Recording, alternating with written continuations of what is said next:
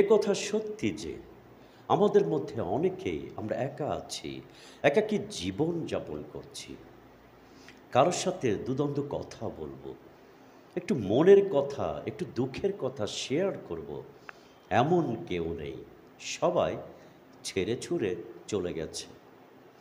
যাদের পেছনে এত সময়, এত শ্রম ব্যয় করেছি, তারা কিনা আজ কেউ আমেরিকা, কেউ লন্ডন, কেউ বা আবার জার্মান, আর এদিকে আমি ছোট্ট কুঠুরিতে একা একা বসবাস করছি।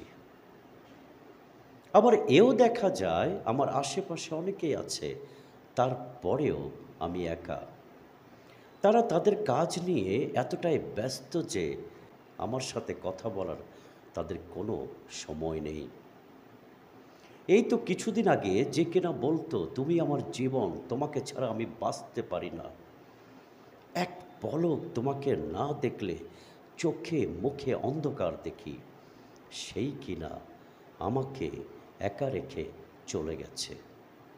এটাই সত্য, এটাই বাস্তব, এটাই ঘটছে।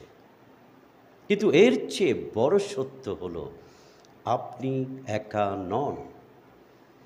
প্রেমময় ঈশ্বর আপনার সঙ্গে সঙ্গে সবসময় আছেন, আপনাকে ভালোবাসতে, আপনাকে সান্ত্বনা দিতে।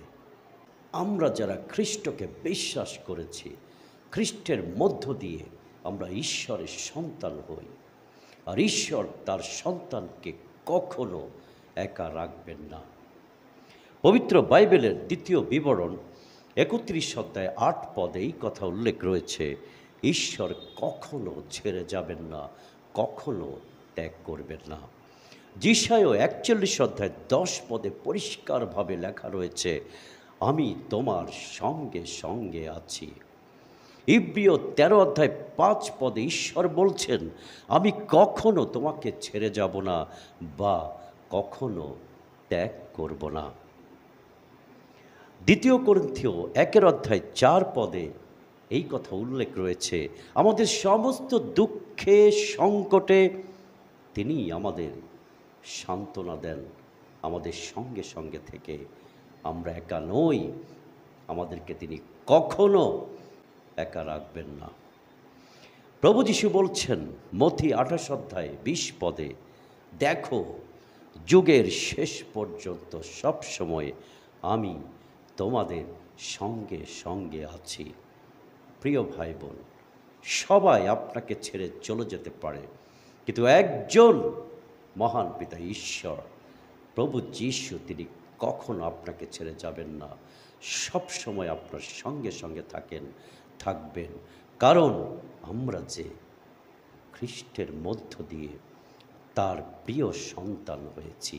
আর পিতা কখনো তার সন্তানকে দুঃখে কষ্টে ফেলে ত্যাগ করবেন না, একা রেখে কখনো তিনি যাবেন না।